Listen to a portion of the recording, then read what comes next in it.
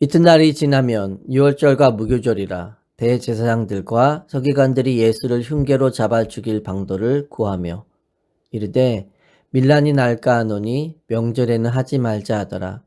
예수께서 베다니 나병 환자 시몬의 집에서 식사하실 때 한 여자가 매우 값진 향유 곧 순전한 나드한 옥합을 가지고 와서 그 옥합을 깨뜨려 예수의 머리에 부으니 어떤 사람들이 화를 내어 서로 말하되 어찌하여 이 향유를 허비하는가. 이 향유를 300데나리온 이상에 팔아 가난한 자들에게 줄 수 있었겠도다 하며 그 여자를 책망하는지라. 예수께서 이르시되 가만두라. 너희가 어찌하여 그를 괴롭게 하느냐. 그가 내게 좋은 일을 하였느니라. 가난한 자들은 항상 너희와 함께 있으니 아무 때라도 원하는 대로 줄 수 있거니와 나는 너희와 항상 함께 있지 아니하리라. 그는 힘을 다하여 내 몸에 향유를 부어 내 장례를 미리 준비하였느니라. 내가 진실로 너에게 이르노니 온 천하에 어디서든지 복음이 전파되는 곳에는 이 여자가 행한 일도 말하여 그를 기억하리라 하시니라. 12 중에 하나인 가룟 유다가 예수를 넘겨주려고 대제사장들에게 가매. 함께 읽겠습니다. 그들이 듣고 기뻐하여 돈을 주기로 약속하니 유다가 예수를 어떻게 넘겨줄까 하고 그 기회를 찾더라. 아멘. 마가복음 14장은 예수님의 십자가를 앞에 둔 한 주간의 삶을 기록한 것입니다. 오늘 본문에 보면 마가가 특이한 구조로 무언가를 강조하고 있음을 보게 됩니다. 1절에서 2절에 보면 대제사장들과 서기관들이 예수님을 잡아 죽이려는 계획을 세우고 있습니다. 그리고 10절에서 11절에 보면 예수님이 사랑하시던 제자 가룟 유다의 배반이 기록되어 있습니다.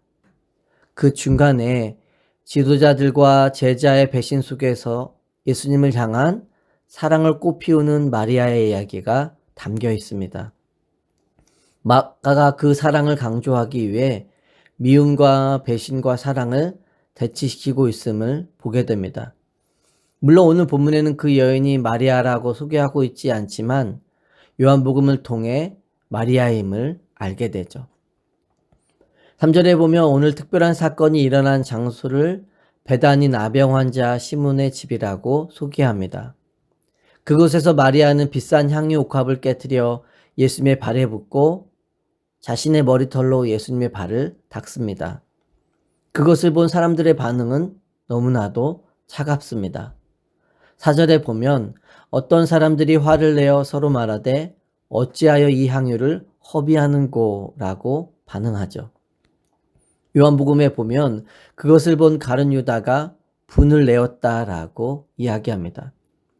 그러나 예수님은 사람들의 비난과 달리 마리아의 행동을 칭찬하십니다.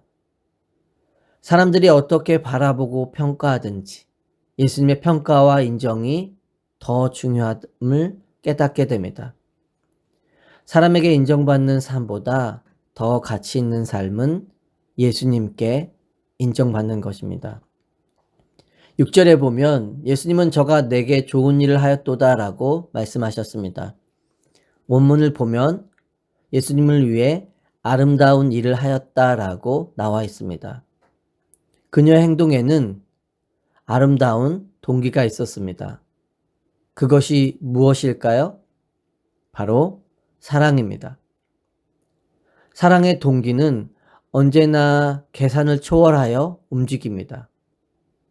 마리아가 예수님께 칭찬을 받은 이유는 그녀가 하나님 보시기에 좋은 일을 택하였기 때문입니다.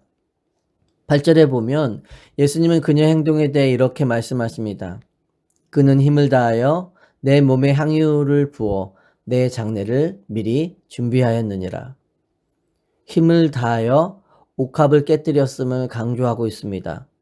십자가를 앞에 두신 주님 앞에 마음을 다하여 가장 소중한 헌신을 드린 것입니다. 그런데 마리아는 이것이 마지막 기회라는 것을 어떻게 알았을까요? 예수님이 이미 제자들에게 자신이 떠날 것을 여러 번 말씀하셨습니다. 그럼에도 불구하고 제자들은 예수님의 십자가에 무감각했습니다. 하지만 마리아는 어떻게 그날 저녁의 식사의 의미를 알고 예수님의 마음을 읽을 수 있었을까요? 성경에 그것에 대해 말해주지 않기에 분명하게 알 수는 없습니다. 칼빈은 이것을 가리켜 성령의 인도하심이었다라고 이야기합니다. 성령의 인도하심을 통해서 주님의 죽음이 가까이 왔음을 알았다는 것입니다.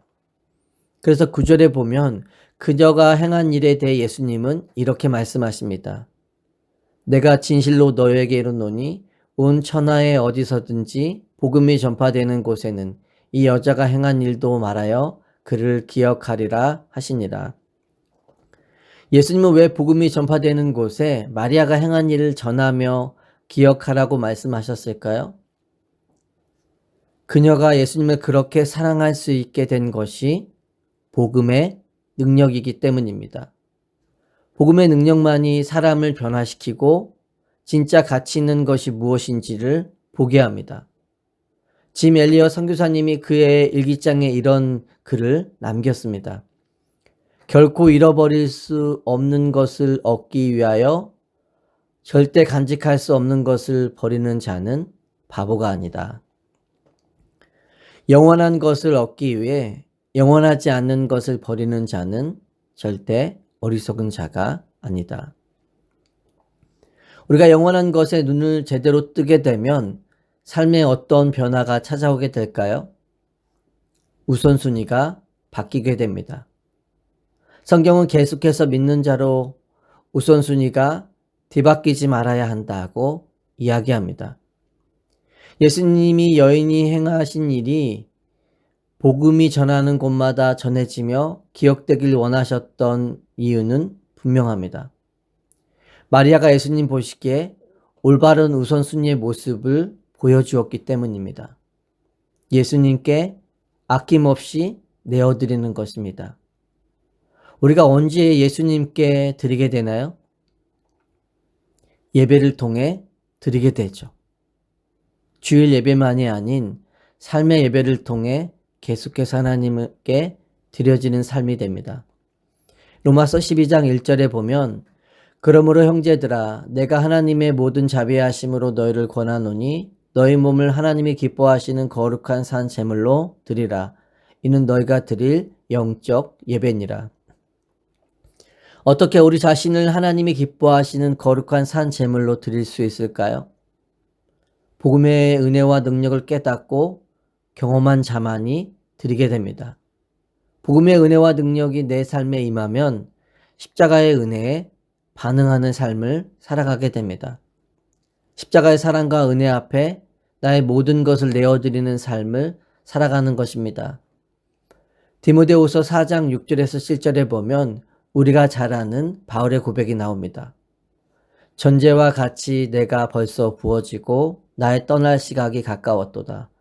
나는 선한 싸움을 싸우고 나의 달려갈 길을 마치고 믿음을 지켰으니. 아멘. 전제는 아낌없이 다 쏟아 부어 드리는 제사입니다. 바울은 구약시대의 제사를 떠올리며 자신의 삶을 전제와 같이 드렸다고 말합니다. 우리가 바울의 고백에서 잊지 말아야 할 것은 떠날 시각이 가까웠기 때문에 드린 것은 아니라는 것입니다. 예수 그리스도를 만나고 복음의 능력을 경험한 후 내 삶을 전제와 같이 드리며 살아오는 것입니다. 내가 지금까지 그리스도를 위해 하나님 나라를 위해 모두 내어드리는 삶을 살아왔다. 그런데 이제 주님이 나를 부르셔서 떠날 시각이 가까웠다는 것입니다. 우리도 바울과 같이 예수 그리스도를 만나고 복음의 능력과 구원의 은혜를 경험했죠. 그렇다면 우리는 은혜 앞에 무엇을 드리고 있을까요? 우리가 예수님께 내 삶을 드려야 하는 이유는 분명합니다. 그렇게 하지 않으면 다른 것을 위해 내 삶이 드려지기 때문입니다.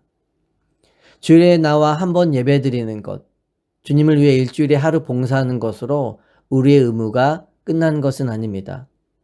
나의 시간과 물질과 섬김을 드리는 것보다 더 중요한 것은 내 삶을 주인이심을 인정하며 매일매일 사는 것입니다.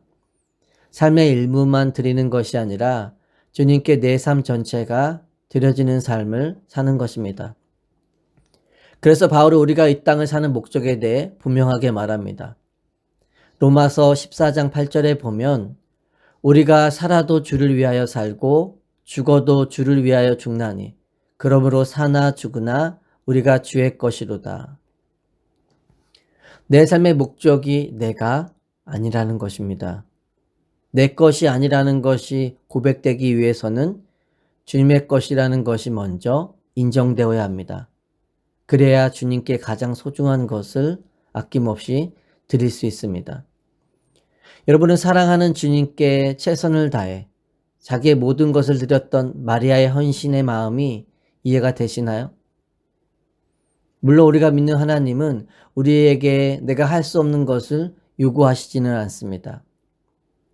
할 수 있는 것이 무엇이냐 물으실 뿐, 우리가 가지고 있지도 않은 것을 내놓으라고 하시는 분은 아닙니다.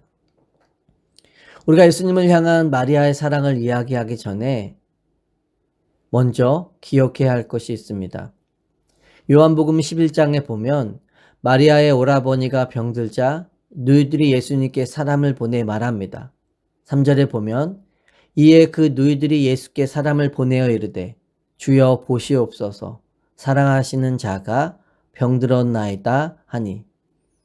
그리고 5절에 보면 그 가정에 대한 예수님의 마음을 이렇게 표현해 줍니다.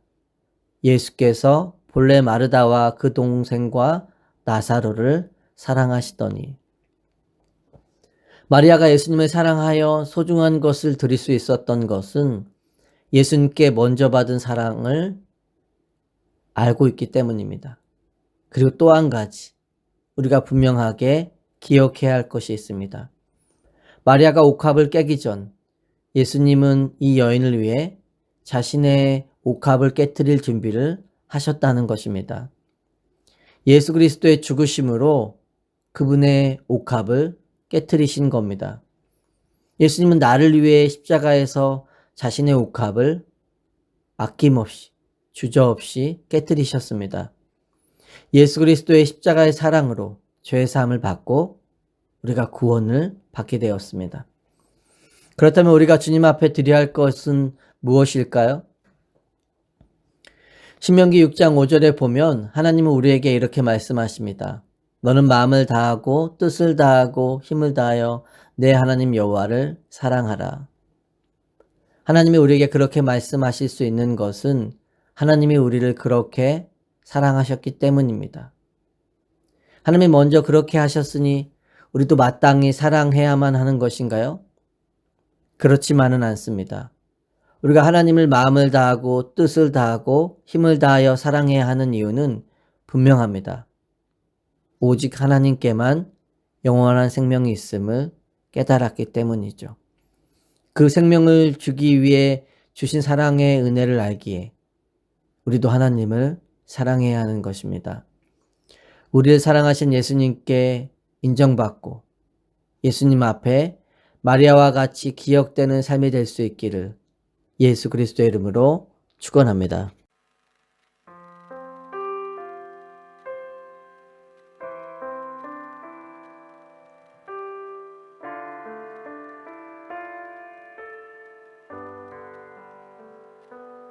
안개 속에서 주님을 보내 아무도 없을 것 같던 그곳에서 손 내미셔서 나를 붙드네